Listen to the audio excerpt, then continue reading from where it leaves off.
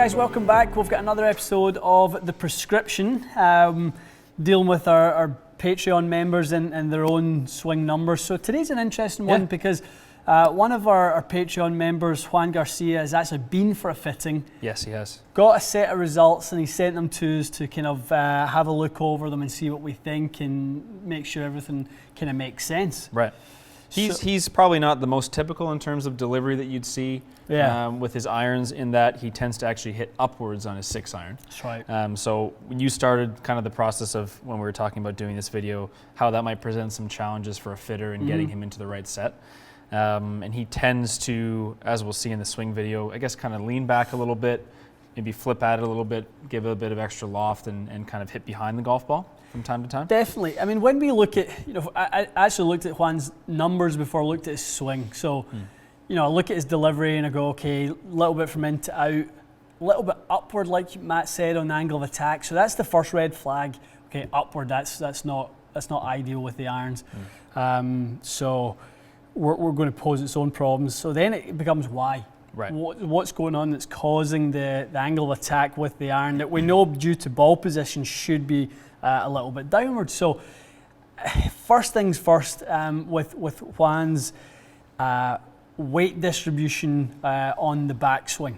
So if when you guys see the swing, what you'll probably see is Juan shifts his weight kind of to the outside of his right foot on the backswing, gets kind of a little too much out on that right foot and stays there. Yep. So as we bring it down to impact, you'll see Juan's right foot still very planted on the ground, and it's not until the kind of through swing where the heel starts to come up and the follow through occurs. So what that basically tells me is Juan is stuck much too much on his back foot. So it doesn't matter if your ball position is in the middle of your stance or even slightly back in middle. If your weight distribution is too much right side, then you're never really going to get that descending angle of attack. No. In actual fact, if Juan was to show me those delivery numbers, Matthew, with a driver, I'd be really happy. I was just going to say that because we just did Dan's analysis last time, and Dan needed to get a little bit tilted towards his right to hit up on his driver. Yeah. But if the same advice is taken to an iron, you're actually not, you're not going to create the most ideal situation. You need to be striking generally 2 to 4 degrees down with a 6-iron. That's a nice like spot. That. I mean, I think if in the early sort of stages of changing this, Juan, if you could get it, 0 to -2, and live in that little window, you'll start to see some bruising of the turf, some little kind of shallow divots starting to appear. It'd be really, really nice. What I would love for you to say, and I gave the advice, I think it was to Dan last time, to kind of hit off a little bit of an upslope. Right. I'd love you to go and find a little downslope. Yeah. Find something that doesn't allow you to shift your weight too much onto that right leg. I mean, I was never a big fan of the stack and tilt method, if you want to kind of categorize it like that. But one thing it really did help people do was compress their irons a little bit more, centralizing the weight, the kind of weight distribution or the movement of the body, and kind of being a little bit more rotary rather than lateral in the movement. I think would really help Juan. So I think in your swing, Juan, I'd almost like you to kind of feel like you stay a little bit more on top of your left leg, feel like the pressure's a little bit more on that lead side, and that should really help with some more sort of downward blows. Because what Juan has said, the fitter in this case has analysed them and said his clubs are too long and they're too upright. Well, they are for that swing. Correct, yeah. So if Juan makes a change, my reluctance to give you just an equipment fix is here, well, if you make that change, which you should do for the benefit of your overall game and your longer term improvement, you should actually make that change first, then integrate an equipment change after that. Because the fitter's recommendation in this case of going short and flat is maybe not going to be the best recommendation if there's a little bit of a change to the angle of attack. You might be giving up a little bit on club head speed. Yep. You might be giving up a little bit on sort of dispersion, etc., etc. So that's why I'm recommending making that little subtle change to the swing first. Yeah, because it's not generally when we've done these videos, not that we've done a million of them, we're focusing on the equipment. But in this case, you know, the fitter's given him a couple of pretty good recommendations, G400 irons and AP1s. Yeah. And the numbers, if you want to just look at numbers strictly and forget the delivery numbers, his launch and spin are fine, and he's getting decent distance out of the club head speed. But what you said was, you're not really going to improve this situation by making further club changes. You're just going to manage it. You're just going to basically be managing what is there now.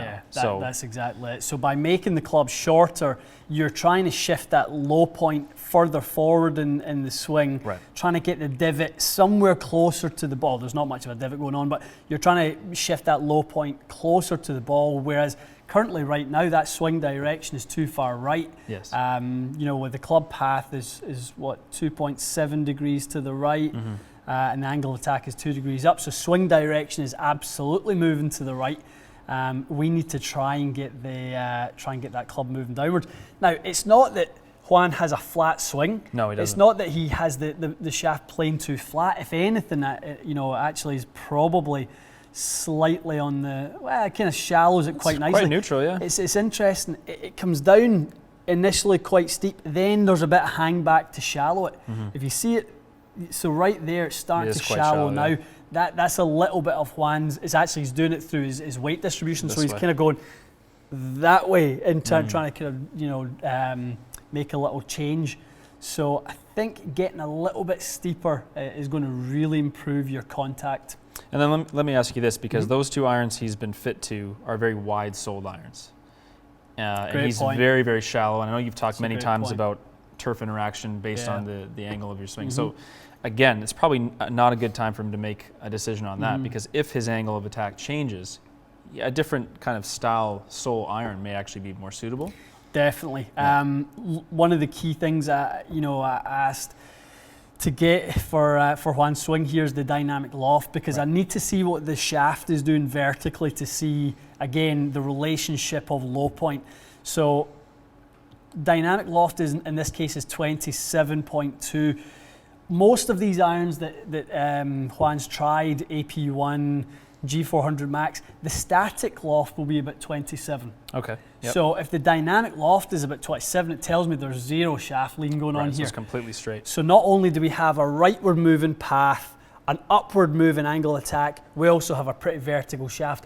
All those things just say drop kick. Yeah, for sure. So we're going to get some false readings of what the club is doing based on contact is not occurring in the right place. Right. That's where it really is not the time to change the clubs. For sure. Definitely some point down the line, Juan, once you've made a little bit of an adjustment and you've got that consistency in your iron striking back. But right now, I'd do a little bit more work on the angle of attack specifically. Angle of attack and getting that shaft leaning forward a little bit would be the two things I would be trying to get. I think that's great. I think what would be even better is if you want to work on that and then get back to us, please, with some new numbers. We'd love to sort of analyze how your numbers changed. I guess over the course of that, be really curious to see how his angle of attack and how that affects his spin and launch numbers, and then maybe at that point we can make a recommendation for a club. 100%. And one thing I will say is the recommendations that you got through the fit, they were all good ones. I mean, they were definitely all very good. I would say AP1, be a nice one. Strixon 585, I'd love to see. I don't think we had some numbers from that. I know you said you tried some Strixon irons, but I didn't see some numbers. I'd love to see you revisit that one. When sole design would be good. Yeah, sole design would be very good. Do you know what, in actual fact as well, Matty? I'd love to see P790 in the mix there. Because it's somewhat narrow, isn't it? A little bit of a narrower sole relative to G400 and things like that. Or the widest, really. They're pretty wide. Yep. So, when that low point is behind the ball and you've got a wide sole, you will tend to get a lot of interaction prior to strike. Yeah, it's a little counterintuitive. You feel like you need to work on your golf swing, and a wider sole iron is kind of the most forgiving. But if you are that shallow, you really should be looking narrow in that case. Yeah, you should be trying to reduce the turf interaction at that point. Okay. Good stuff. Yeah, not a traditional session, but I think the reason that I encouraged us to do this one is it shows that not every fitting is cut and dry. It's not always come in and here's the irons for you, here's the shaft, see you later. Sometimes there's stuff that is better suited to actually recommending a swing improvement or just being aware. I guess in this case for Juan, maybe just being aware of his delivery a little bit more. Maybe the fitter didn't talk to him about his angle of attack and how that's probably going to limit his iron choices quite a bit. I think sometimes when you go for fits, you know, the fitter's he's not doing his job by trying to get you into something else. There's just maybe a longer term view to look at it in that, you know, is it in the best interest of the player to change equipment at this point, or is that going to be a better recommendation to make further down the line? For sure. In this case, I just think that's probably something to change in a few months' time once a couple of those kind of swing characteristics have been addressed. Definitely. Yep. I think that's a great recommendation. Excellent. Good stuff, guys. Appreciate you watching. We'll see you again soon.